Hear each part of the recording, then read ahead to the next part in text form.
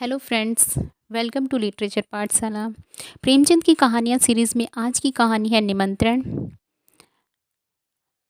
कहानी स्टार्ट करने से पहले मेरी रिक्वेस्ट है कि अगर आपको कहानी पसंद आए तो लाइक करना, शेयर करना और चैनल को सब्सक्राइब करना और कमेंट बॉक्स में ज़रूर बताना आपको कहानी कैसी लगी। तो चलिए ज़्यादा समय न लेते हुए शुरू करते हैं आज की कहानी निमंत्रण। पंडित मोटेराम शास्त्री ने अंदर जाकर अपने विशाल उदर पर हाथ फेरते हुए यह पद पंचम स्वर में गाया। अजगर करे न चाकरी, पंछी करे न काम, दास मलुका कह गए सबके दाता राम। सोना ने प्रफुल्लित होकर पूछा, कोई मीठी ताजी खबर है क्या? शास्त्री जी ने पैतरे बदल कर कहा, मार लिया आज। ऐसा ताक कर मारा कि चारों खाने चित, सारे घर का नेवता, सारे घर का। वह बढ़ कर हाथ मारूंगा कि देखने वाले दंग रह जाएंगे। उधर महाराज अभी से अधीर हो रहे हैं। सोना, कहीं पहले की भांति अब की भी धोखा न हो, पक्का पोढ़ा कर लिया है ना? मोटेराम ने मूछें ऐंठते हुए कहा, ऐसा असगुन मुंह से न निकालो। बड़े जब तब के बाद यह शुभ दिन आया है, जो तैयारियां करनी हो कर लो। सोना, वह तो करूंगी ही, क्या इतना भी नहीं जानती? जन्म भर घास थोड़े ही खोदती रही हूँ, मगर है घर भर का न। मोटेराम, और अब और कैसे कहूँ, पूरे घर भर का है। इसका अर्थ समझ में न आया हो तो मुझसे पूछो। विद्वानों की बात समझना सबका काम नहीं। अगर उनकी बात सभी समझ लें तो उनकी विद्वत्ता का महत्व ही क्या रहे? बताओ, क्या समझी? मैं इस समय बहुत ही सरल भाषा में बोल रहा हूँ, मगर तुम नहीं समझ सकी। बताओ, विद्वत्ता किसे कहते हैं? महत्व ही का अर्थ बता दो। घर भर का निमंत्रण देना क्या दिल लगी है? हाँ, ऐसे अवसर पर विद्वान लोग राजनीति से काम लेते हैं और उसका वही आशय निकालते हैं जो अपने अनुकूल हो। मुरादपुर की रानी साहब 7 ब्राह्मणों को इच्छापूर्ण भोजन कराना चाहती हैं। कौन कौन भाष्य मेरे साथ जाएंगी, यह निर्णय करना मेरा काम है। अलगूराम शास्त्री, बेनीराम शास्त्री, छेदीराम शास्त्री, भवानीराम शास्त्री, फेकूराम शास्त्री, मोटेराम शास्त्री आदि जब इतने आदमी अपने घर ही में हैं, तब बाहर कौन ब्राह्मणों को खोजने जाए? सोना, और 7वां कौन है? मोटेराम, बुद्धि को दौड़ाओ। सोना, एक पत्तल घर लेते आना। मोटेराम, फिर वही बात कही जिसमें बदनामी हो। छी छी, पत्तल घर लाऊं? उस पत्तल में वह स्वाद कहाँ जो यजमान के घर बैठकर भोजन करने में है। सुनो, 7वें महस्य है पंडित सोनाराम शास्त्री। सोना, चलो दिल लगी करते हो, भला मैं कैसे जाऊंगी? मोटेराम, ऐसे ही कठिन अवसरों पर तो विद्या की आवश्यकता पड़ती है। विद्वान आदमी अवसर को अपना सेवक बना लेता, मूर्ख अपने भाग्य को रोता है। सोना देवी और सोनाराम शास्त्री में क्या अंतर है जानती हो? केवल परिधान का। परिधान का अर्थ समझती हो? परिधान पहनावे को कहते हैं। इसी साड़ी को मेरी तरह बांध लो, मेरी मिर्जई पहन लो, ऊपर से चादर ओढ़ लो, पगड़ी मैं बांध दूंगा, फिर कौन पहचान सकता है? सोना ने हंसकर कहा, मुझे तो लाज लगेगी। मोटेराम, तुम्हें करना ही क्या है, बातें तो हम करेंगे। सोना ने मन ही मन आने वाले पदार्थों का आनंद लेकर कहा, बड़ा मजा होगा। मोटेराम, बस अब विलम्ब न करो, तैयारी करो, चलो। सोना, कितनी फक्की बना लूं? मोटेराम, यह मैं नहीं जानता, बस यही आदत सामने रखो कि अधिक से अधिक लाभ हो। सहसा सोना देवी को एक बात याद आ गई, बोली, अच्छा, इन बिच्छुओं को क्या करूंगी? मोटेराम ने त्योरी चढ़ाकर कहा, इन्हें उठाकर रख देना, और क्या करोगी? सोना, हाँ जी, क्यों नहीं, उतार कर रख क्यों न दूंगी। मोटेराम, तो क्या तुम्हारे बिच्छू पहनने ही से मैं जी रहा हूँ? जीता हूँ पौष्टिक पदार्थों के सेवन से, तुम्हारे बिच्छुओं के पुण्य से नहीं जीता। सोना, नहीं भाई, मैं बिच्छुए न उतारूंगी। मोटेराम ने सोच कर कहा, अच्छा, पहने चलो, कोई हानि नहीं, गोवर्धनधारी यह बाधा भी हर लेंगे। बस पाँव में बहुत से कपड़े लपेट लेना, मैं कह दूंगा इन पंडित जी को फील पाव हो गया है। क्यों, कैसी सूझी? पंडिताइन ने पतिदेव को प्रशंसा सूचक नेत्रों से देखकर कहा, जन्म भर पढ़ा नहीं है। संध्या समय पंडित जी ने 5 पुत्रों को बुलाया और उपदेश देने लगे। पुत्रों, कोई काम करने के पहले खूब सोच समझ लेना चाहिए कि कैसे क्या होगा। मान लो रानी साहब ने तुम लोगों का पता ठिकाना पूछना आरंभ किया, तो तुम लोग क्या उत्तर दोगे? यह तो महान मूर्खता होगी कि तुम सब मेरा नाम लो। सोचो, कितने कलंक और लज्जा की बात होगी कि मुझ जैसा विद्वान केवल भोजन के लिए इतना बड़ा कुचक्र रचे। इसलिए तुम सब थोड़ी देर के लिए भूल जाओ कि मेरे पुत्र हो। कोई मेरा नाम न बतलाए। संसार में नामों की कोई कमी नहीं। कोई अच्छा सा नाम चुनकर बता देना। पिता का नाम बदल देने से कोई गाली नहीं लगती, यह कोई गलती, यह कोई अपराध नहीं। अलगू, आप ही ने बता दीजिए। मोटेराम, अच्छी बात है, बहुत अच्छी बात है। हाँ, इतने महत्व का काम मुझे स्वयं करना चाहिए। अच्छा सुनो, अलगूराम के पिता का नाम है पंडित केशव पांडे, खूब याद कर लो। बेनीराम के पिता का नाम है पंडित मंगरू ओझा, खूब याद रखना। छेदीराम के पिता का नाम है पंडित दमड़ी तिवारी, भूलना नहीं। भवानी, तुम गंगू पांडे बतलाना, खूब याद कर लूँ। अब रही फेकूराम, तुम बेटा बतलाना सेतुराम पाठक। हो गए सब? हो गया सबका नामकरण? अच्छा, मैं परीक्षा लूँगा। होशियार रहना। बोलो अलगू, तुम्हारे पिता का क्या नाम है? अलगू, पंडित केशव पांडे। बेनीराम, तुम बताओ? दमड़ी तिवारी। छेदी, यह तो मेरे पिता का नाम है। बेनी, मैं तो भूल गया। मोटूराम, भूल गए? पंडित के पुत्र होकर तुम एक नाम भी याद नहीं कर सकते? बड़े दुख की बात है। मुझे पांचों नाम याद है, मैं तुम्हें एक नाम भी याद नहीं। सुनो, तुम्हारे पिता का नाम है पंडित मंगरू ओझा। पंडित जी लड़कों की परीक्षा ले रहे थे कि उनके परम मित्र पंडित चिंतामणि जी ने द्वार पर आवाज दी। पंडित मोटेराम ऐसे घबराए कि सिर पैर की सुधि न रही। लड़कों को भगाना ही चाहते थे कि पंडित चिंतामणि अंदर चले आए। दोनों सज्जनों में बचपन में गाढ़ी मैत्री थी। दोनों बहुधा साथ साथ भोजन करने जाया करते थे और यही पर यदि पंडित मोटेराम अव्वल रहते तो पंडित चिंतामणि के द्वितीय पद में कोई बाधक न हो सकता था। पर आज मोटेराम जी अपने मित्र को साथ नहीं ले जाना चाहते थे। उनको साथ ले जाना अपने घर वालों में से किसी एक को छोड़ देना था और इतना महान आत्मत्याग करने के लिए वे तैयार न थे। चिंतामणि ने यह समारोह देखा तो प्रसन्न होकर बोले, क्यों भाई, अकेले ही अकेले? मालूम होता है आज कहीं गहरा हाथ मारा है। मोटेराम ने मुंह लटकार के कहा, कैसी बातें करते हो मित्र? ऐसा तो कभी नहीं हुआ कि मुझे कोई अवसर मिला और मैंने तुम्हें सूचना न दी हो। कदाचित कुछ समय ही बदल गया है या किसी ग्रह का फेर है। कोई झूठ को भी नहीं बुलाता। पंडित चिंतामणि ने अविश्वास के भाव से कहा, कोई न कोई बात तो मित्र अवश्य, नहीं तो ये बालक क्यों जमाए? मोटेराम, तुम्हारी इन्हीं बातों पर तो मुझे क्रोध आता है। लड़कों की परीक्षा ले रहा हूँ, ब्राह्मण के लड़के, 4 अक्षर पढ़े भी नहीं, इनको कौन पूछेगा? चिंतामणि को अब भी विश्वास नहीं आया। उन्होंने सोचा लड़कों से ही इस बात का पता लग सकता है। फेकूराम सबसे छोटा था, उसी से पूछा, क्या पढ़ रहे हो बेटा? हमें भी सुनाओ। मोटेराम ने फेकूराम को बोलने का अवसर न दिया, डरे कि यह तो सारा भंडा फोड़ देगा। बोले, यह अभी क्या पड़ेगा, दिन भर खेलता है। फेकूराम इतना बड़ा अपराध अपने नन्हे से सिर पर क्यों लेता? बाल सुलभ गर्व से बोला, हमको तो याद है पंडित सेतुराम पाठक। यह भी याद कर ले, तिस पर भी कहते हैं हरदम खेलता है। यह कहते हुए फेकूराम ने रोना शुरू किया। चिंतामणि ने बालक को गले लगा लिया और बोले, नहीं बेटा, तुमने अपना पाठ सुना दिया है, तुम खूब पढ़ते। यह सेतुराम पाठक कौन है बेटा? मोटेराम ने बिगड़ कर कहा, तुम भी लड़कों की बातों में आते हो। सुन लिया होगा किसी का नाम फेकू से, जा बाहर खेल। चिंतामणि अपने मित्र की घबराहट देखकर समझ गई कि कोई न कोई रहस्य अवश्य है। बहुत दिमाग लड़ाने पर भी सेतुराम पाठक का आशय उनकी समझ में न आया। अपने परम मित्र की इस कुटिलता पर मन में दुखित होकर बोले, अच्छा, आप पाठ पढ़ाइए और परीक्षा लीजिए, मैं जाता हूँ। तुम इतने स्वार्थी हो इसका मुझे गुमान न था। आज तुम्हारी मित्रता की परीक्षा हो गई। पंडित चिंतामणि बाहर चले गए। मोटेराम जी के पास उन्हें मनाने के लिए समय न था, फिर परीक्षा लेने लगी। सोना ने कहा, मना लो, रूठे जाते हैं, फिर परीक्षा ले लेना। मोटेराम, जब कोई काम पड़ेगा मना लूंगा। निमंत्रण की सूचना पाते ही इनका सारा क्रोध शांत हो जाएगा। हाँ भवानी, तुम्हारे पिता का क्या नाम है? बोलो। भवानी, गंगू पांडे। मोटेराम, और तुम्हारे पिता का नाम? फेकू। फेकू, बता तो दिया, उस पर कहते हैं पढ़ता नहीं। मोटेराम, हमें भी बता दो। फेकू, सेतुराम पाठक। मोटेराम, बहुत ठीक, हमारा लड़का बड़ा राजा है, आज तुम्हें अपने साथ बैठाएंगे, सबसे अच्छा माल तुम्ही को खिलाएंगे। सोना, हमें भी तो कोई नाम बता दो। मोटेराम ने रसिकता से मुस्कुरा कर कहा, तुम्हारा नाम है पंडित मोहन स्वरूप सुकुल। सोना देवी ने लजा कर सिर झुका लिया। सोना देवी तो लड़कों को कपड़े पहनाने लगी। उधर फेकू आनंद की उमंग में घर से बाहर निकला। पंडित चिंतामणि रूठ कर तो चले गए थे, पर कुतूहलवश अभी द्वार पर दबके खड़े थे। जिन बातों की भनक इतनी देर में उनके कानों में पड़ी, उससे यह तो ज्ञात हो गया है कि कहीं निमंत्रण है, पर कहाँ है, कौन कौन से लोग निमंत्रित है, यह कुछ ज्ञात न हुआ। इतने में फेकू बाहर निकला तो उन्होंने उसे गोद में उठा लिया और बोले, कहाँ नेता है बेटा? अपनी जान में तो उन्होंने बहुत धीरे से पूछा, पर न जाने कैसे पंडित मोटेराम के कान में भनक पड़ गई। तुरंत बाहर निकल आए। देखा तो चिंतामणि जी फेकू को गोद में लिए कुछ पूछ रहे हैं। लपक कर लड़के का हाथ पकड़ लिया और चाहा कि अपने मित्र की गोद से छीन लें, मगर चिंतामणि को अभी अपने प्रश्न का उत्तर न मिला था। अतः वे लड़के का हाथ छुड़ाकर उसे लिए हुए अपने घर की ओर भागे।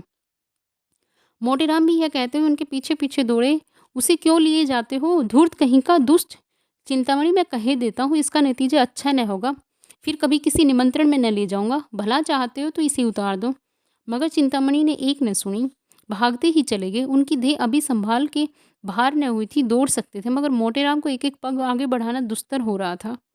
भैंसे की भांति हाँफते थे और नाना प्रकार के विशेषणों का प्रयोग करते हुए दुलक्की चाल से चले जाते थे। और यद्यपि प्रतिक्षण अंतर बढ़ता जाता था, पर पीछा न छोड़ते थे।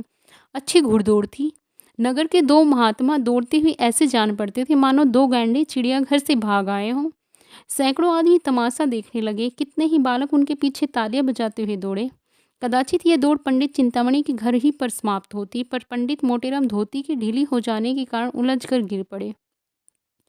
चिंतामणि ने पीछे फिरकर यह दृश्य देखा तो रुक गए और फेकूराम से पूछा, क्यों बेटा, कहाँ नेवता है?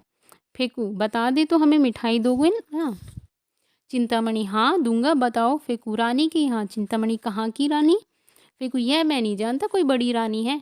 नगर में कई बड़ी बड़ी रानियां थी। पंडित जी ने सोचा सभी रानियों के द्वार पर चक्कर लगाऊंगा, वो जहाँ भोजन होगा वहाँ कुछ भीड़ भाड़ होगी ही, पता चल जाएगा। ये निश्चय करके वे लौट पड़े। सहानुभूति प्रकट करने में अब कोई बाधा न थी। मोटेराम जी के पास आए तो देखा कि वे बड़े करहा रहे हैं, उठने का नाम नहीं लेते। घबरा कर पूछा, गिर कैसे पड़े मित्र? यहाँ कहीं गड्ढा भी तो नहीं है? मोटेराम, तुमसे क्या मतलब?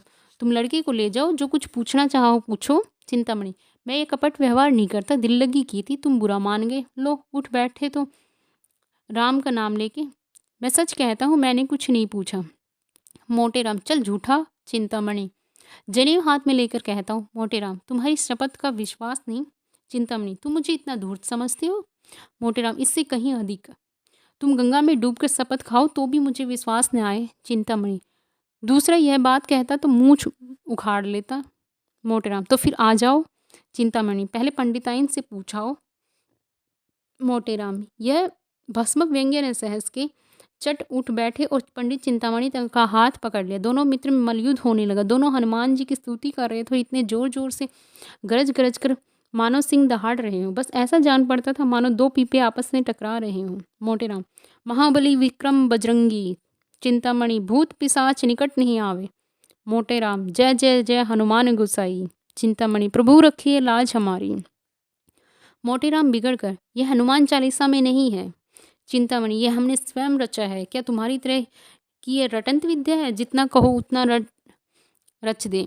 मोटेराम, अबे हम रचने पर आ जाएं तो एक दिन में 1,00,000 स्तुतियां रच डाले, किंतु इतना अवकाश किसे है?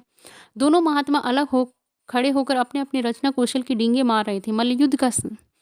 मलयुद्ध अब शास्त्रार्थ का रूप धारण करने लगा था, जो विद्वानों के लिए उचित ही। इतने में किसी ने चिंतामणि के घर जाकर कह दिया कि पंडित मोटेराम और चिंतामणि जी में बड़ी लड़ाई हो रही है। चिंतामणि जी 3 महिलाओं के स्वामी थे, कुलीन ब्राह्मण थे, पूरे 20 बिस्वे। उस पर विद्वान भी उच्च कोटि के, दूर दूर तक यजमानी थे। ऐसे पुरुषों को सब अधिकार है। कन्या के साथ साथ जब प्रचुर दक्षिणा भी मिलती हो तब कैसे इनकार किया जाए? इन तीनों महिलाओं का सारे मोहल्ले में आतंक छाया हुआ था। पंडित ने उनके नाम बहुत ही रसीले रखे थे। बड़ी स्त्री को अमृति, मंझली को गुलाब जामुन और छोटी को मोहन भोग कहते थे। पर मोहल्ले वालों के लिए तीनों महिलाएं त्रैताप से कम न थी। घर में नित्य आंसुओं की नदी बहती रहती। खून की नदी तो पंडित जी ने भी कभी नहीं बहाई, अधिक से अधिक शब्दों की ही नदी बहाई थी। पर मजाल न था कि बाहर का आदमी किसी को कुछ कह जाए। संकट के समय तीनों एक हो जाती थी। यह पंडित जी की नीति चातुर्य का सुफल था। जो ही खबर मिली कि पंडित चिंतामणि पर संकट पड़ा हुआ है, तीनों त्रिदोष की भांति कोपित होकर घर से निकली और उनमें से जो अन्य दोनों जैसी मोटी नहीं थी, सबसे पहले समरभूमि में जा पहुंची। पंडित मोटेराम जी ने उसे आते देखा तो समझ गए कि अब कुशल नहीं। अपना हाथ छुड़ाकर बगटुट भागे, पीछे फिरकर भी न देखा। चिंतामणि जी ने बहुत ललकारा, पर मोटेराम के कदम न रुके। चिंतामणि, अजी भागे क्यों? ठहरो, कुछ मजा तो चखते जाओ। मोटेराम, मैं हार गया भाई, हार गया। चिंतामणि, अजी कुछ दक्षिणा तो लेते जाओ। मोटेराम ने भागते हुए कहा, दया करो भाई, दया करो। 8 बजते बजते पंडित मोटेराम ने स्नान और पूजा करके कहा, अब विलम्ब नहीं करना चाहिए। फंकी तैयार है न? सोना, फंकी लिए तो कब से बैठी हूँ। तुम्हें तो जैसे किसी बात की सुधि ही नहीं रहती। रात को कौन देखता है कि कितनी देर तक पूजा करते हो। मोटेराम, मैं तुमसे 1 नहीं 1000 बार कह चुका कि मेरे कामों में मत बोला करो। तुम नहीं समझ सकती कि मैं इतना विलम्ब क्यों किया। तुम्हें ईश्वर ने इतनी बुद्धि ही नहीं दी। जल्दी जाने से अपमान होता है। यजमान समझता है लोभी है, भुक्खड़ है, इसलिए चतुर लोग विलम्ब किया करते हैं, जिससे यजमान समझे कि पंडित जी को इसकी सुधि ही नहीं है, भूल गए होंगे। बुलाने को आदमी भेजें। इस प्रकार जाने में जो मान महत्व है वह मर भूखों की तरह जाने में क्या कभी हो सकता है। मैं बुलावे की प्रतीक्षा कर रहा हूँ, कोई न कोई आता ही होगा। लाओ थोड़ी फंकी, बालकों को खिला दी है ना। सोना, उन्हें तो मैंने सांझ ही को खिला दी थी। मोटेराम, कोई सोया तो नहीं। सोना, आज भला कौन सोएगा? सब भूख भूख चिल्ला रहे थे तो मैंने 1 पैसे का चबेना मंगवा दिया। सब के सब ऊपर बैठे खा रहे हैं, सुनते नहीं हो मारपीट हो रही है। मोटेराम ने दांत पीस कर कहा, जी चाहता है कि तुम्हारी गर्दन पकड़कर ऐंठ दूं। भला इस बेला चबेना मंगाने का क्या काम था? चबेना खा लेंगे तो वहाँ क्या तुम्हारा सिर खाएंगे? छी छी, जरा भी बुद्धि नहीं। सोना ने अपना अपराध स्वीकार करते हुए कहा, हाँ भूल तो हुई, पर सबके सब इतना कोलाहल मचाए हुए थे कि सुना नहीं जाता था। मोटेराम, रोते ही थे न, रोने देती। रोने से उनका पेट न भरता बल्कि और भूख खुल जाती। सहसा एक आदमी ने बाहर से आवाज़ दी, पंडित जी महारानी बुला रही हैं और लोगों को लेकर जल्दी चलो। पंडित जी ने पत्नी की ओर गर्व से देखकर कहा, देखा, इसे निमंत्रण कहते हैं। अब तैयारी करनी चाहिए। बाहर आकर पंडित जी ने उस आदमी से कहा, तुम एक क्षण और न आते तो मैं कथा सुनाने चला गया होता। मुझे बिल्कुल याद न थी। चलो, हम बहुत शीघ्र आते हैं। 9 बजते बजते पंडित मोटेराम बाल गोपाल सहित रानी साहब के द्वार पर जा पहुँचे। रानी बड़ी विशालकाय एवं तेजस्विनी महिला थी। इस समय वे कार चौकीदार तकिया लगाए तख्त पर बैठी हुई थी। 2 आदमी हाथ बांधे पीछे खड़े थे। बिजली का पंखा चल रहा था। पंडित जी को देखते ही रानी ने तख्त से उठकर चरण स्पर्श किया और बालक मंडली को देखकर मुस्कुराती हुई बोली, इन बच्चों को आप कहाँ से पकड़ लाए? मोटेराम, करता क्या, सारा नगर छान मारा पर किसी पंडित ने आना स्वीकार न किया। कोई किसी के यहाँ निमंत्रित है, कोई किसी के यहाँ। तब तो मैं बहुत चकराया। अंत में मैंने उनसे कहा, अच्छा आप नहीं चलते हो, हरी इच्छा, लेकिन ऐसा कीजिए कि मुझे लज्जित ना होना पड़े। तब जबरदस्ती प्रत्येक के घर से जो बालक मिला उसे पकड़ लाना पड़ा। क्यों फेकूराम, तुम्हारे पिताजी का क्या नाम है? फेकूराम ने गर्व से कहा, पंडित सेतुराम पाठक। रानी, बालक तो बड़ा होनहार है। और बालकों को भी उत्कंठा हो रही थी कि हमारी भी परीक्षा ली जाए। लेकिन जब पंडित जी ने उनसे कोई प्रश्न नहीं किया और उधर रानी ने फेकूराम की प्रशंसा कर दी, तब तो वे अधीर हो उठे। भवानी बोला, मेरे पिता का नाम है पंडित गंगू पांडे। छेदी बोला, मेरे पिता का नाम है दमड़ी तिवारी। बेनीराम ने कहा, मेरे पिता का नाम है पंडित मंगरू ओझा। अलगूराम समझदार था, चुपचाप खड़ा रहा। रानी ने उससे पूछा, तुम्हारे पिता का क्या नाम है जी? अलगूराम को इस वक्त पिता का निर्दिष्ट नाम याद न आया, न यही सूझा कि कोई और नाम ले ले। हतबुद्धि सा खड़ा रहा। पंडित मोटेराम ने जब उसकी ओर दांत पीस कर देखा तब रहा सा होश हवास भी गायब हो गया। फेकू ने कहा, हम बता दें, भैया भूल गई। रानी ने आश्चर्य से पूछा, क्या अपने पिता का नाम भूल गया? यह तो विचित्र बात देखी। मोटेराम ने अलगू के पास जाकर कहा, केसो है? अलगूराम बोल उठा, केशव पांडे। रानी, तो अब तक चुप क्यों था? मोटेराम, कुछ ऊंचा सुनता है सरकार। रानी, मैंने सामान तो बहुत सा मंगवा रखा है, सब खराब हो, लड़के क्या खाएंगे? मोटेराम, सरकार इन्हें बालक न समझे, इनमें जो सबसे छोटा है वह 2 पत्तल खाकर उठेगा। जब सामने पतले पड़ गए और भंडारी चांदी की थाली में एक से एक उत्तम पदार्थ ला लाकर परसने लगा, तब पंडित मोटेराम जी की आंखें खुल गई। उन्हें आए दिन निमंत्रण मिलते रहते थे, पर ऐसे अनुपम पदार्थ कभी सामने न आए थे।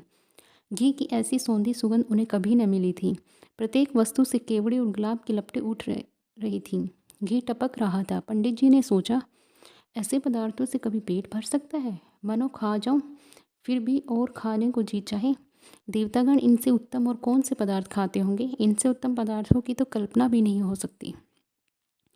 पंडित जी को इस वक्त अपने परम मित्र पंडित चिंतामणि की याद आई। अगर वे होते तो रंग जम जाता, उनके बिना रंग फीका रहेगा। यहाँ दूसरा कौन है जिससे लाग डांट करूं? लड़के 2-2 पतलों में चे बोल जाएंगे। सोना कुछ साथ देगी, मगर कब तक? चिंतामणि के बिना रंग न घटेगा। वे मुझे ललकारेंगे, मैं उन्हें ललकारूंगा। उस उमंग में पतलों की कौन गिनती? हमारे देखा देखी लड़के भी डट जाएंगे। ओह, बड़ी भूल हो गई। यह ख्याल मुझे पहले न आया। रानी साहब से कहूँ, बुरा तो न मानेंगी। जो कुछ हो, एक बार जोर तो लगाना ही चाहिए। तुरंत खड़े होकर रानी साहब से बोले, सरकार आज्ञा हो तो कुछ कहूँ। रानी, कहिए कहिए महाराज, क्या किसी वस्तु की कमी है? मोटेराम, नहीं सरकार, किसी बात की नहीं। ऐसे उत्तम पदार्थ तो मैंने कभी देखे भी नहीं थे। सारे नगर में आपकी कीर्ति फैल जाएगी। मेरे एक परम मित्र पंडित चिंतामणि जी हैं। आज्ञा हो तो उन्हें भी बुला लूँ। बड़े विद्वान कर्मनिष्ठ ब्राह्मण हैं, उनके जोड़ का इस नगर में दूसरा नहीं है। मैं उन्हें निमंत्रण देना भूल गया, अभी शुद्धि आई है। रानी, आपकी इच्छा हो तो बुला लीजिए, मगर आने जाने में देर होगी और भोजन परोस दिया गया है। मोटेराम, मैं अभी आता हूँ सरकार, दौड़ता हुआ जाऊँगा। रानी, मेरी मोटर ले लीजिए। जब पंडित जी चलने को तैयार हुए तब सोना ने कहा, तुम्हें आज क्या हो गया है जी, उसे क्यों बुला रहे हो? मोटेराम, कोई साथ देने वाला भी तो चाहिए। सोना, मैं क्या तुमसे दब जाती? पंडित जी ने मुस्कुरा कर कहा, तुम जानती नहीं, घर की बात और है, दंगल की बात और। पुराना खिलाड़ी मैदान में जाकर जितना नाम करेगा उतना नया पट्टा नहीं कर सकता। वहाँ बल का काम नहीं, साहस का काम है। बस यहाँ भी वही हाल समझो। आज झंडे गाड़ दूंगा, समझ लेना। सोना, कहीं लड़के सो जाए तो? मोटेराम, और भूख खुल जाएगी, जगह तो मैं लूँगा। सोना, देख लेना, आज वह तुम्हें पछाड़ेगा, उसके पेट में तो शनिचर है। मोटेराम, बुद्धि की सर्वत्र प्रधानता रहती है, यह न समझो कि भोजन करने की कोई विद्या ही नहीं। इसका भी एक शास्त्र है जिसे मथुरा के शनिचरानंद महाराज ने रचा है। चतुर आदमी थोड़ी सी जगह में गृहस्थी का सब सामान रख देता है, अनाड़ी बहुत सी जगह में भी यही सोचता रहता है कि कौन वस्तु कहाँ रखूं। गंवार आदमी पहले से ही हबक हबक कर खाने लगता है और चट एक लोटा पानी पीकर अफर जाता है। चतुर आदमी बड़ी सावधानी से खाता है, उसको कोर नीचे उतारने के लिए पानी की आवश्यकता नहीं पड़ती। देर तक भोजन करते रहने से वह सुपाच्य भी हो जाता है। चिंतामणि मेरे सामने क्या ठहरेगा? चिंतामणि जी अपने आंगन में उदास बैठे हुए थे। जिस प्राणी को वे अपना परम हितैषी समझते थे, जिसके लिए वे अपने प्राण देने तक को तैयार रहते थे, उसी ने आज उनके साथ बेवफाई की। बेवफाई ही नहीं कि उन्हें उठाकर दे मारा। पंडित मोटेराम के घर से तो कुछ जाता न था। अगर वे चिंतामणि जी को भी साथ ले जाते तो क्या रानी साहब उन्हें धुतकार देती? स्वार्थ के आगे कौन किसको पूछता है। उन अमूल्य पदार्थों की कल्पना करके चिंतामणि के मुंह से लार टपकती थी। अब सामने पत्तल आ गई होगी, अब थालों में अमृतियाँ लिए भंडारी जी आए होंगे। ओहो, कितनी सुंदर कोमल कुरकुरी रसीली अमृतियाँ होंगी। अब बेसन के लड्डू आए होंगे। ओहो, कितने सुडोल मेवों से भरे हुए घी से तरातर लड्डू होंगे। मुंह में रखते ही रखते गल जाते होंगे, जीभ भी न डुलानी पड़ती होगी। आहा, अब मोहन भोग आया होगा। हाय रे दुर्भाग्य, मैं यहाँ पड़ा सड़ रहा हूँ और वह वहाँ ये बाहर। बड़े निर्दयी हो मोटेराम, तुमसे इस निष्ठुरता की आशा न थी। अमरती देवी बोली, तुम इतना दिल क्यों छोटा करते हो? पितृपक्ष तो आ ही रहा है, ऐसे ऐसे न जाने कितने नेवते आएंगे। चिंतामणि, आज किसी अभागे का मुंह देख कर उठा था, लाओ तो पतरा, देखो कैसा मुहूर्त है। अब नहीं रहा जाता, सारा नगर छान डालूंगा, कहीं तो पता चलेगा। नासिका तो दाहिनी चल रही है। एक एक मोटर की आवाज़ आई, उसके प्रकाश से पंडित जी का सारा घर जगमगा उठा। वे खिड़की से झांकने लगे तो मोटेराम को मोटर से उतरते देखा। एक लंबी सांस लेकर चारपाई पर गिर पड़ी। मन में कहा कि दुष्ट भोजन करके अब यहाँ मुझसे बखान करने आया है। अमृति देवी ने पूछा, कौन है दाढ़ी जार, इतनी रात को जगावत है? मोटेराम, हम हैं हम, गाली न दो। अमृति, अरे दूर मुँह झोसे, तय कौन है? कहते हम हैं हम, को जाने तय कौन है। मोटेराम, अरे हमारी बोली नहीं पहचानती हो? खूब पहचान लो, हम हैं तुम्हारे देवर। अमृति, ए दूर, तोरे मुंह में कालिख लागी, तोर लहास उठे, हमार देवर बनत है दाढ़ी जार। मोटेराम, अरे हम हैं मोटेराम शास्त्री, क्या इतना भी नहीं पहचानती? चिंतामणि जी घर में हैं। अमृति ने किवाड़ खोल दिया और तिरस्कार भाव से बोली, अरे तुम थे तो नाम क्यों नहीं बताते थे? जब इतनी गालियाँ खा ली तो बोल निकला, क्या है क्या है? मोटेराम, कुछ नहीं, चिंतामणि जी को शुभ संवाद देने आया हूँ। रानी साहब ने उन्हें याद किया है। अमृति, भोजन के बाद बुलाकर क्या करेंगी? मोटेराम, अभी भोजन कहाँ हुआ है? मैंने जब इनकी विद्या, कर्मनिष्ठा, सद्विचार की प्रशंसा की तब मुग्ध हो गई। मुझसे कहा कि उन्हें मोटर पर लाओ। क्या सो गए? चिंतामणि चारपाई पर पड़े पड़े सुन रहे थे। जी में आता था चलकर मोटेराम के चरणों पर गिर पड़ूं। उनके विषय में अब तक जितने कुत्सित विचार उठे थे सब लुप्त हो गए। ग्लानि का आविर्भाव हुआ, रोने लगी। अरे भाई, आते हो या सोते ही रहोगे? यह कहते हुए मोटेराम उसके सामने जाकर खड़े हो गए। चिंतामणि, तब क्यों न ले गए? जब इतनी दुर्दशा कर ली तब आए, अभी तक पीठ में दर्द हो रहा है। मोटे राम, अजी वह तरमाल खिलाऊंगा कि सारा वर्द भाग जाएगा। तुम्हारे यजमानों को भी ऐसे पदार्थ मयस्सर न हुए होंगे, आज तुम्हें बदकर पछाड़ूंगा। चिंतामणि, तुम बेचारे मुझे क्या पछाड़ोगे, सारे शहर में तो कोई ऐसा माई का लाल दिखाई नहीं देता, हमें सनीचर का इष्ट है। मोटे राम, अजी यहाँ बरसों तपस्या की है, भंडारे के का भंडारा साफ कर दे और इच्छा ज्यों की त्यों बनी रहे। बस यही समझ लो कि भोजन करके हम खड़े नहीं हो सकते, चलना तो दूर की बात है गाड़ी पर लद कर आते हैं।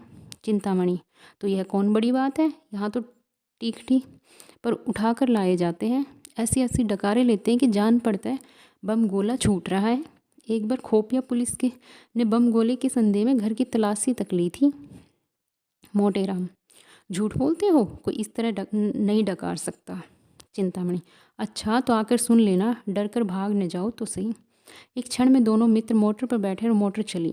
रास्ते में पंडित चिंतामणि को शंका हुई कि कहीं ऐसे न हो कि मैं पंडित मोटेराम का पिछलग्गू समझा जाऊं और मेरा यथेष्ट सम्मान न हो। उधर पंडित मोटेराम को भी भय हुआ कि कहीं ये महाशय मेरे प्रतिद्वंद्वी न बन जाए और रानी साहिब पर अपना रंग जमा दे। दोनों अपने अपने मंसूबे बांधने लगे। जो ही मोटर रानी के भवन में पहुंची, दोनों महल से उतरे। अब मोटेराम चाहते थे कि पहले मैं रानी के पास जाऊं और कह दूं कि पंडित को ले आया, और चिंतामणि चाहते थे कि पहले मैं रानी के पास पहुंचूं और अपना रंग जमा दूं। दोनों कदम बढ़ाने लगे। चिंतामणि हल्के होने के कारण जरा आगे बढ़ गई तो पंडित मोटेराम दौड़ने लगे। चिंतामणि भी दौड़ पड़े, घुड़दौड़ सी होने लगी। मालूम होता था कि दो गैंडे भागे जा रहे हैं। अंत में मोटेराम ने हाँफते हुए कहा, राजसभा में दौड़ते हुए जाना उचित नहीं। चिंतामणि, तो तुम धीरे धीरे आओ ना, दौड़ने को कौन कहता है। मोटेराम, जरा रुक जाओ, मेरे पैर में कांटा गड़ गया है। चिंतामणि, तो निकाल लो, तब तक मैं चलता हूँ। मोटेराम, मैं न कहता तो रानी तुम्हें पूछती भी न। मोटेराम ने बहुत बहाने किए पर चिंतामणि ने एक ने सुनी। भवन में पहुंचे। रानी साहब बैठी कुछ लिख रही थी और रह रहकर द्वार की ओर ताक लेती थी कि सहसा पंडित चिंतामणि उनके सामने आ खड़े और यों स्तुति करने लगे। हे यशोदे, तू बाल केशव मुरार नामा। रानी, क्या मतलब है, अपना मतलब कहो। चिंतामणि, सरकार को आशीर्वाद देता हूँ। सरकार ने इस दास चिंतामणि को निमंत्रित करके जितना अनुग्रहित किया है, उसका बखान शेषनाग अपनी सहस्र जीवा द्वारा भी नहीं कर सकते। रानी, तुम्हारा ही नाम चिंतामणि है, वे कहाँ रह गए पंडित मोटेराम शास्त्री। चिंतामणि, पीछे आ रहा है सरकार, मेरे बराबर आ सकता है भला, मेरा शिष्य है। रानी, अच्छा तो वे आपके शिष्य हैं। चिंतामणि, मैं अपने मुंह से अपनी बड़ाई नहीं करना चाहता सरकार, विद्वानों को नम्र होना चाहिए, पर जो यथार्थ है वह तो संसार जानता है सरकार। मैं किसी से वाद विवाद नहीं करता, यह मेरा अनुशीलन है, अनुशीलन नहीं। मेरी शिष्य भी बहुधा मेरे गुरु बन जाते हैं, पर मैं किसी से कुछ नहीं कहता, जो सत्य है वह सभी जानते हैं। हथने में पंडित मोटेराम भी गिरते पड़ते हाँफते हुए आ पहुँचे और यह देखकर कि चिंतामणि भद्रता और सभ्यता की मूर्ति बने खड़े हैं, वे देवोपम शांति के साथ खड़े हो गए। रानी, पंडित चिंतामणि बड़े साधु प्रकृति एवं विद्वान हैं, आप उनके शिष्य हैं, फिर भी वे आपको अपना शिष्य नहीं कहते। मोटेराम, सरकार मैं इनका दासानुदास हूँ। चिंतामणि, जगत तारिणी, मैं इनकी चरण रज हूँ। मोटेराम, रिपुदल संहारिणी जी, मैं इनकी द्वार का कुकर हूँ। रानी, आप दोनों सज्जन पूज्य हैं, एक से एक बढ़े हुए, चलिए भोजन कीजिए। सोना रानी बैठी पंडित मोटेराम की राह देख रही थी। पति की इस मित्र भक्ति पर उन्हें बड़ा क्रोध आ रहा था। बड़े लड़कों के विषय में तो कोई चिंता न थी, लेकिन छोटे बच्चों के सो जाने का भय था। उन्हें किस्से कहानियाँ सुना सुनाकर बहला रही थी कि भंडारी ने आकर कहा, महाराज चलो। दोनों पंडित जी आसन पर बैठ गए। फिर क्या था, बच्चे कूद कूद कर भोजनशाला में जा पहुँचे। देखा तो दोनों पंडित दो वीरों की भांति आमने सामने डटे बैठे हैं। दोनों अपना अपना पुरुषार्थ दिखाने के लिए अधीर हो रहे थे। मोटेराम, भंडारी जी तुम परोसने में बड़ा विलंब करते हो, क्या भीतर जाकर सोने लगते हो। भंडारी, चुपाई मारे बैठे रहो, जोन कछु होई सब आए जाए, घबराए का नहीं होत, तुम्हारे सिवाय और कोई जीवैया नहीं बैठा है। मोटेराम, भैया भोजन करने के पहले कुछ देर सुगंध का स्वाद तो लो। चिंतामणि, अजय सुगंध गया चूल्हे में, सुगंध देवता लोग लेते हैं, अपने लोग भोजन करते हैं। मोटेराम, अच्छा बताओ पहले किस चीज़ पर हाथ फेरोगे। चिंतामणि, मैं जाता हूँ, भीतर से सब चीज़ें एक साथ ले आता हूँ। मोटेराम, धीरज करो भैया, सब पदार्थों को आ जाने दो, ठाकुर जी का भोग तो लग जाए। चिंतामणि, तो बैठे क्यों हो, तब तक भोग ही लगाओ, एक बाधा तो मिटे, नहीं तो लाओ मैं चटपट भोग लगा दूँ, व्यर्थ देर करोगे। इतने में रानी आ गई। चिंतामणि सावधान हो गई। रामायण की चौपाइयों का पाठ करने लगी। रहा एक दनी अवधि अधारा, समुझत मन दुख भऊ अपारा। कौशलेस दशरथ के जाए, हम पितु वचन मानी बन आए। उल्टी पलटी लंका कपी जारी, कूद पड़ा तब सिंधु मंझारी। जही पर जाकर सत्य सनेहू, सोते ही मिले न कछु संदेहू। जामवंत के वचन सुहाए, सुनी हनुमान हृदय अति भाए। पंडित मोटेराम ने देखा कि चिंतामणि का रंग जमता जाता है, तो वे भी अपनी विद्वत्ता प्रकट करने को व्याकुल हो गए। बहुत दिमाग लड़ा पर कोई श्लोक, कोई मंत्र, कोई कविता याद न आया। तब उन्होंने सीधे साधे राम नाम का पाठ आरंभ कर दिया। राम भज राम भज रे मन। उन्होंने इतने ऊंचे स्वर से जाप करना शुरू किया कि चिंतामणि को भी अपना स्वर ऊंचा करना पड़ा।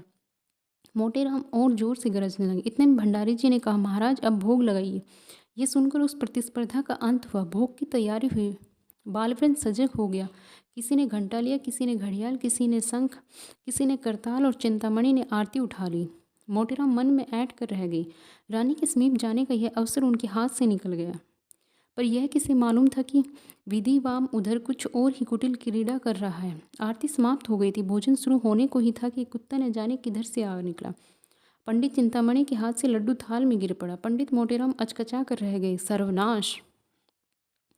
चिंतामणि ने मोटेराम से इशारे में कहा, अब क्या कहते हो मित्र, कोई उपाय निकालो, यहाँ तो कमर टूट गई। मोटेराम ने लंबी सांस खींच कर कहा, अब क्या हो सकता है, यह ससुरा आया किधर से। रानी पास ही खड़ी थी। उन्होंने कहा, अरे कुत्ता किधर से आ गया, ये रोज बंधा रहता था, आज कैसे छूट गया, अब तो रसोई भ्रष्ट हो गई। चिंतामणि, सरकार आचार्यों ने इस विषय में। मोटेराम, कोई हर्ज नहीं है सरकार, कोई हर्ज नहीं है। सोना, भाग्य फूट गया, जोहत जोहत आधी रात बीत गई, तब ई विपत्ति फाट मरी। चिंतामणि, सरकार स्वान के मुख में अमृत। मोटेराम, तो अब आज्ञा हो तो चले। रानी, हाँ और क्या, मुझे बड़ा दुख है कि इस कुत्ते ने आज इतना बड़ा अनर्थ कर डाला। तुम बड़े गुस्ताख हो गए टॉमी। भंडारी, ये पत्तल उठाकर मेहतर को दे दो। चिंतामणि, सोना से छाती फटी जाती है। सोना को बालकों पर दया आई। बेचारे इतनी देर देवोपम धैर्य के साथ बैठे थे। बस चलता तो कुत्ते का गला घोंट देती। बोली, लड़कन का तो दोष नहीं परत है, इन्हें काहे नहीं खवाए देत को। चिंतामणि, मोटेराम महादुष्ट हैं, इसकी बुद्धि भ्रष्ट हो गई है। सोना, ऐसे तो बड़े विद्वान बनते रहे, अब काहे नहीं बोलत बनत, मुंह में दही जम गया कि जीभ ही नहीं खुलत है। चिंतामणि, सत्य कहता हूँ, रानी को चकमा देता, इस दुष्ट के मारे खेल बिगड़ गया, सारी अभिलाषाएं मन में रहेगी, ऐसे पदार्थ अब कहाँ मिल सकते हैं।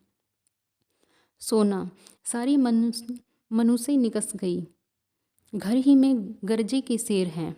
रानी ने भंडारी को बुलाकर कहा, इन छोटे छोटे 3 बच्चों को खिला दो, ये बेचारे क्यों भूखों मरे। क्यों फेंकूराम, मिठाई खाओगे। फेंकू, इसीलिए तो आए हैं। रानी, कितनी मिठाई खाओगे। फेंकू, बहुत सी, हाथों से बताकर इतनी। रानी, अच्छी बात है, जितनी खाओगे उतनी मिलेगी, पर जो बात मैं पूछूं वह बतानी पड़ेगी, बताओगे न। फेंकू, हाँ बताऊंगा, पूछिए। रानी, झूठ बोले तो एक मिठाई नहीं मिलेगी, समझ गए। फेंकू, मत दीजिएगा, मैं झूठ बोलूँगा ही नहीं। रानी, अपने पिता का नाम बताओ। मोटेराम, बालकों को हरदम सब बातें स्मरण नहीं रहती, उसने तो आते ही बता दिया था। रानी, मैं फिर पूछती हूँ, इसमें आपको क्या हानि है। चिंतामणि, नाम पूछने में कोई हर्ज नहीं। मोटेराम, तुम चुप रहो चिंतामणि, नहीं तो ठीक न होगा, मेरे क्रोध को अभी तुम नहीं जानते, दबा बैठूंगा तो रोते भागोगी। रानी, आप तो व्यर्थ इतना क्रोध कर रहे हैं, बोलो फेंकूराम, चुप क्यों हो, फिर मिठाई न पाओगे। चिंतामणि, महारानी की इतनी दया दृष्टि तुम्हारे ऊपर, बता दो बेटा। मोटेराम, चिंतामणि जी, मैं देख रहा हूँ तुम्हारे अधीन आए हैं, वह नहीं बताता, तुम्हारा साझा आए वहाँ से बड़े खैरख्वार बन के। सोना, अरे हाँ, लड़कन से ई सब पवारा से का मतलब, तुमका धर्म परे मिठाई देव, न धर्म परे न देव, ई का की बाप का नाम बताओ तब मिठाई देव। फेंकूराम ने धीरे से कोई नाम लिया। इस पर पंडित जी ने उसे इतने जोर से डांटा कि उसकी आधी बात मुंह में ही रह गई। रानी, क्यों डांटते हो, उसे बोलने क्यों नहीं देते, बोलो बेटा। मोटेराम, आप हमें अपने द्वार पर बुलाकर हमारा अपमान कर रही हैं। चिंतामणि, इसमें अपमान की तो कोई बात नहीं है भाई। मोटेराम, अब हम इस द्वार पर कभी ना आएंगे, यहाँ 70 पुरुषों का अपमान किया जाता है। अलगू, कहिए तो मैं चिंतामणि को एक पटकन दूँ।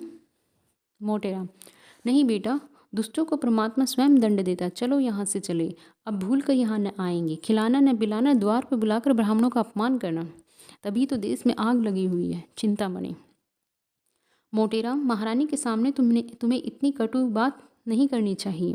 मोटेराम, बस चुप ही रहना, नहीं तो सारा क्रोध तुम्हारे ही सिर जाएगा। माता पिता का पता नहीं ब्राह्मण बनने चले, तुम्हें कौन कहता है ब्राह्मण। चिंतामणि, जो कुछ मन चाहे कह लो, चंद्रमा पर थूकने से थूक अपने ही ऊपर पड़ता है। जब तुम धर्म का एक लक्षण नहीं जानते तब तुमसे क्या बातें करूं। ब्राह्मण को धैर्य रखना चाहिए। मोटेराम, पेट के गुलाम हो, ठकुर सहोती कर रहे हो कि एक आध पत्तल मिल जाए, यह मर्यादा का पालन करते हैं।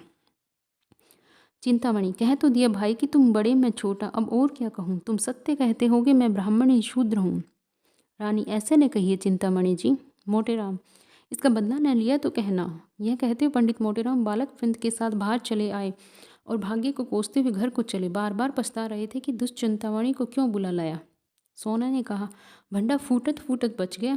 फेंकू वह नाम बताए देते, काहे रे अपने बाप के नाम बताए देते। फेंकू, और क्या, वे तो सच सच पूछती थी। मोटेराम, चिंतामणि ने रंग जमा लिया, अब आनंद से भोजन करेगा। सोना, तुम्हार एको विद्या काम न आई, ऊ तोन बाजी मार लेगा। मोटेराम, मैं तो जानता हूँ, रानी ने जानबूझ कर कुत्ते को बुला लिया। सोना, मैं तो ओका मुंह देखकर ताड़ गई कि हमका पहचान गई। इधर तो ये लोग पछताते चले जाते थे, उधर चिंतामणि की पांचों उंगली घी में थी। आसन मारे भोजन कर रहे थे। रानी अपने हाथों से मिठाइयाँ परोस रही थी, वार्तालाप भी होता जाता था। रानी, बड़ा धूर्त है, मैं बालकों को देखते ही समझ गई। अपनी स्त्री को भेष बदल कर लाते उसे लज्जा न आई। चिंतामणि, मुझे कोस रहे होंगे। रानी, मुझसे उड़ने चला था, मैंने भी कहा बच्चा तुमको ऐसी शिक्षा दूंगी कि उम्र भर याद करोगे। टॉमी को बुला लिया। चिंतामणि, सरकार की बुद्धि को धन्य है। तो ये थी हमारी कहानी निमंत्रण। आप लोगों को कैसी लगी? काफ़ी मज़ेदार इंटरेस्टिंग कहानी थी। तो आप लोग भी बताइए कमेंट बॉक्स में कमेंट करके कि आपको कहानी कैसी लगी। अगर कहानी पसंद आई हो तो लाइक कीजिए, शेयर कीजिए और चैनल को सब्सक्राइब कीजिए। Thank you so much.